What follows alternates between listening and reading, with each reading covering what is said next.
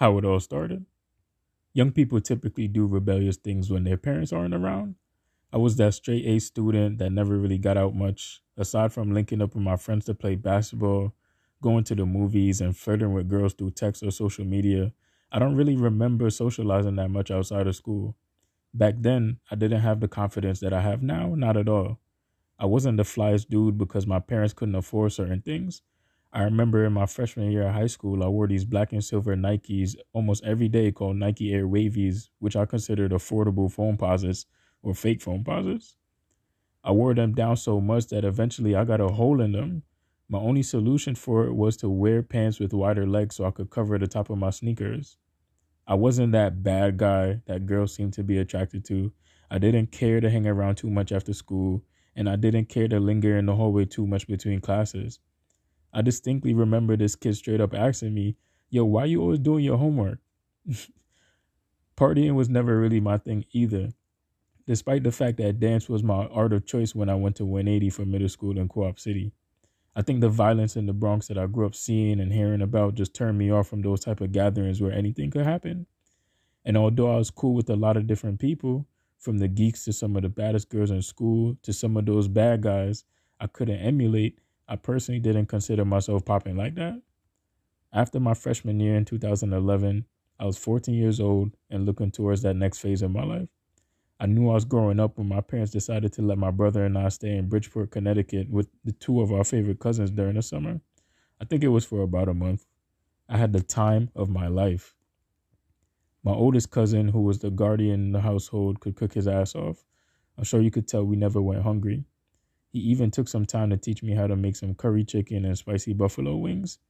When my mom saw the picture, she couldn't help but make some jealous comments. There was a park nearby too. We got to play ball and get familiar with people in the neighborhood. Because it was just my cousins occupying the space who were two guys, there was a lot of freedom there as long as we were respectful. One day, my younger cousin was chilling with his friends in the living room. I noticed the smell of weed and saw that they were rolling up. That wasn't my first time being exposed to weed. I have family members that smoke. And, being a part of the Jamaican culture is just something you hear about in their music all the time, whether it be reggae or dancehall. But it sparked my curiosity because my parents weren't hovering over me to sabotage the opportunity to ask questions or indulge. My cousin asked my brother and I if we wanted to take a pull or two from the blunt, and we definitely didn't shy away from the opportunity to do so. I don't recall any obvious effects from smoking that time, but I do remember my brother falling asleep on the bed with his hands in the bag of chips. Typical, right? But by the time we got back to the Bronx, I was feeling like the man. I felt like I was heading into my sophomore year as a brand new person. Me smoking made me feel like I had a bit of edginess to me that didn't make me seem like such a square. Little did I know that was the beginning of my marijuana abuse since I wasn't too educated on it. And I'm not blaming my cousin for that either. The after effects. Over the course of the next few years, I went from going 5-5 with my friends here and there to copping dubs or putting up money for Ace regularly since I eventually started making my own money. From my senior year of high school and beyond, I became a full weed enthusiast. I hit the bong. I smoked out of these small stubby pipes. I smoked backwoods. I smoked Dutches. I smoked spliffs. Weed and grabber became my best friends. Smoking weed became the number one social activity for my friends and I. I didn't even realize how much I had a weed addiction until 11 years later when I did a thorough self-assessment. I was in a relationship with a beautiful young woman who genuinely cared about me despite our differences. As much as I loved her, it seemed like I had a love for Mary Jane even more. I would stay outside smoking while she was at my house waiting on me. I would try to get her to take walks with me while I smoked since I considered that a bonding activity. I would get high and fall asleep on her while she was on the phone expressing herself. She got irritated with me always smelling like weed too. I would spend money I couldn't afford to spend just to get a buzz. If I was frustrated or anxious, the first thing I would do is head to the block to smoke some weed and clear my mind, quote unquote. But ironically, smoking would make the anxiety worse. And what would I do in response? I would smoke more.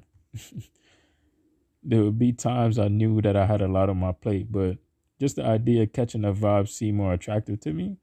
Sometimes I would end my day early telling myself whatever was left on the agenda would get done later on. I only followed through on that a third of the time. I also noticed that my eating habits were atrocious when I was high. It's like I couldn't resist a deli when I was on my way home, or food delivery apps were directly calling my name. I had to delete all of them. I would buy junk food like chips, cookies, or food like McDonald's, even though I didn't feel good about it. But once I consumed the food, I didn't even think about it. The itis would hit too hard for me to even get time to think about it. Now, all of this aided my decision to take a break from smoking weed recently, in addition to drinking alcohol. Since then, I've become more productive than ever. I'm remembering my dreams. I'm able to be more creative than I already was. I don't eat like a savage. I've been able to invest more into myself, and I'm able to comfortably spend more time by myself because I'm not forcing myself into situations where I can indulge. I'm just more present. My intention isn't to tell anyone not to smoke marijuana at all. My goal is to just share some perspective that may allow people to reconsider how they're using cannabis and increase their awareness on the effects correlated with the misuse of it, especially for the individuals in our communities where they're using us as guinea pigs to test genetically modified weed. Today, I'll educate people on the key components of marijuana, explain why THC can be so addictive, highlight the stages of progression related to marijuana misuse, talk about the symptoms of cannabis use disorder, the risk factors that increase its likelihood, what harmful effects are related to the condition, describe what serious withdrawals from cannabis look like, and introduce healthy ways you can enjoy cannabis. So stay tuned to learn more. If you haven't already, I would really appreciate it if you like this video, subscribe to the channel, and leave a comment if you're loving the video already. Thank you. So let's start with what's in marijuana to begin with. Marijuana is used in a variety of ways today. People smoke it and they use extracts from it to cook or treat ailments. Marijuana is made of two components, THC or tetrahydrocannabinol or CBD, otherwise known as cannabidiol. THC is the element that gets you high. It stimulates the release of dopamine in the brain that sends signals to your nervous system. Dopamine is the hormone that makes you feel good. Not all weed gets you high though. Marijuana strains that contain more CBD than THC are typically used for medicinal purposes when treating cases such as Alzheimer's, HIV, AIDS, seizures, epilepsy, Crohn's disease, or mental illness. CBD calms the electrical activity in the brain.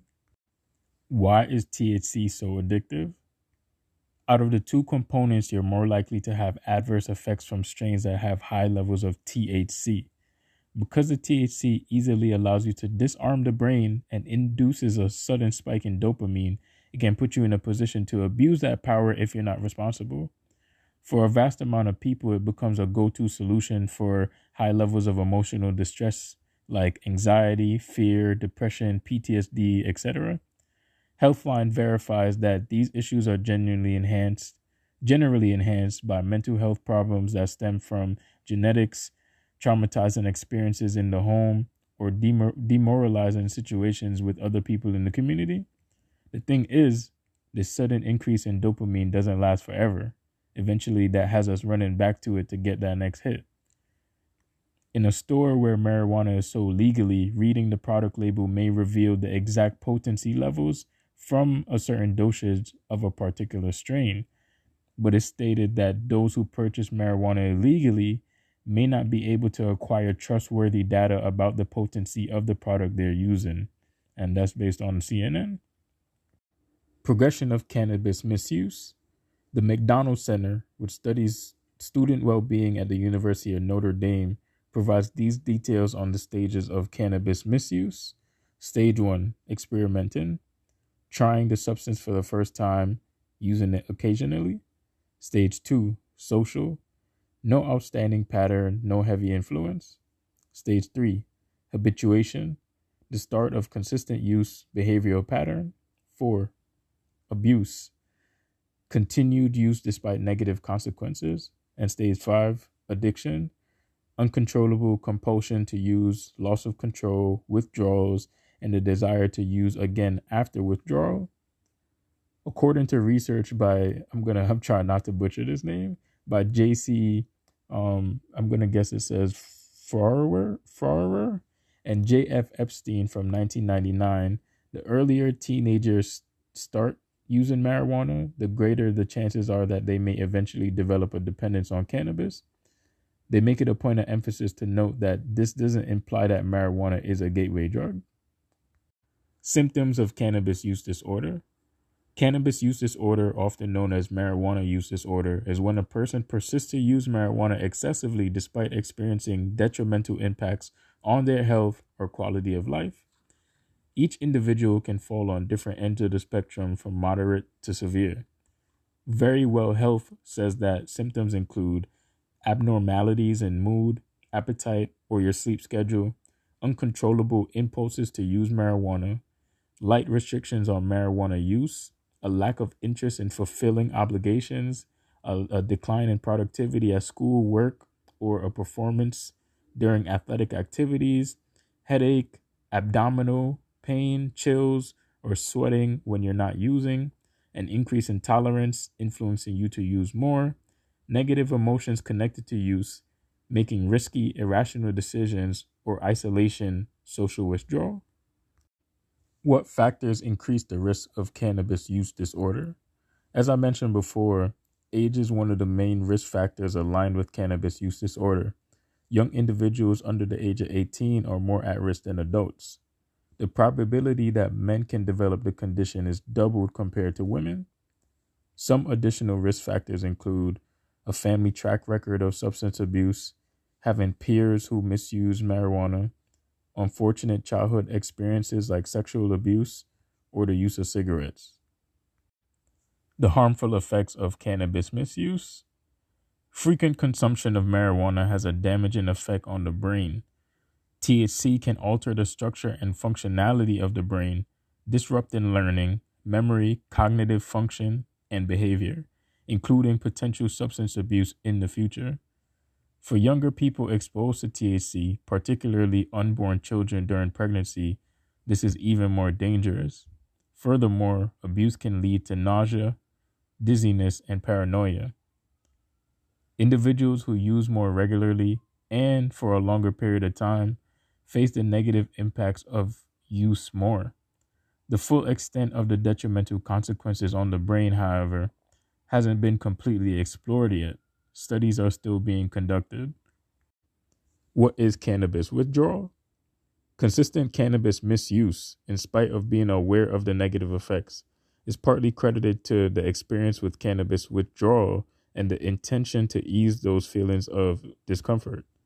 It takes 7 days for one joint's worth of THC to leave the body, and 42 days for everyday users. 3 weeks after someone's last indulgence, withdrawal starts to set in. Here's the psychological effects of withdrawal: nausea, sweating, tremors, weight loss, a decrease in appetite, heat flashes, and anxiety. Here are the behavioral effects of withdrawal: restlessness, irritability, agitation, depression, aggression, a lack of motivation. And here are the sleep effects of withdrawal: insomnia, disruptive sleep patterns. What are healthy precautions you can take when you use cannabis? Although the misuse of cannabis has such a long list of adverse effects, it's hard to ignore that it does serve as a useful resource if used responsibly. GoodRx Health declares that the appropriate recreational use of marijuana elevates one's mood, helps with relaxation, and alleviates stress. Other benefits include providing an alternative to alcohol, enhancing exercise during and after, improving sex health, generating creativity, supporting your spiritual growth. To help yourself in the event that you want to use marijuana, here's what they also suggest. Buy cannabis from a legal dispensary. Prioritize strains with lower amounts of THC. Purchase strains that you're compatible with. Vaporize cannabis without burning it, using cannabis oil, and apply cannabis-infused lotions or creams to your skin. With cannabis edibles, drinks, and tinctures, it's widely believed to be best practice if you start with 1 milligram to 2.5 milligrams of THC. If low-dose edibles are difficult to come by where you live, pick goods that can be divided easily and evenly. Ultimately, you have the jurisdiction to always choose if you're going to consume more, but you can't counter the results once you eat an edible. Before taking more, wait at least 3 hours to prevent side effects. CBD edibles typically don't impair the mind and the body. It's suggested that you start out with a minimal amount, a low THC product, or both when using vaporable oil and flower for the first time. Low THC products have a low concentration of THC, either a few milligrams or a low percentage. For instance, a high THC vape cartridge could include 700 milligrams or 70% of THC in it. 350 milligrams or 35% THC might be the amount in a low THC cartridge. The same rule applies to low THC flowers, which are typically thought to contain 10% THC or less. Starting with a high CBD flower, which may contain less than 1% THC, is the best course of action. Customers can select inhalable goods with apparently balanced ratios of THC to CBD in the majority of regulated marketplaces. For more clarity, a product with a ratio of 1:1 would have an equal quantity of THC and CBD, whereas a product with a ratio of 1:5 would have 5 times more CBD than THC. It's best to start out by selecting products that are well balanced and have a high CBD content. How to minimize the risks of using cannabis? The most common risk of using marijuana is being exposed to a level of THC that isn't healthy for your body. There are some tactics that experts frequently share to prevent this from happening or to cope with it if it does happen. Limit the amount of THC you intake. Stay hydrated. Lay down. Listen to soothing music like frequency tones. Take long, slow breaths with your nose. Take breaks for 2 days or more. In conclusion, marijuana addiction is a real possibility. If this is something that is holding you back from fulfilling your potential, you may want to consider getting help from a professional like a therapist. They can help you talk through the issue and support you on your journey to overcome it. Some medical professionals may offer medication, but I personally rather you not let it get that far. When you're aware that you don't have any significant obligations, maybe caring for children or driving, it's more acceptable to consume cannabis. Smoke from cannabis is harmful for the lungs. It's healthier to vaporize cannabis oil or flower rather than smoke it. With new regulation laws coming into play, I'm hoping our people can get more access to cannabis products that are more straightforward about what we're consuming, and people become more educated on how to use cannabis products without hurting themselves.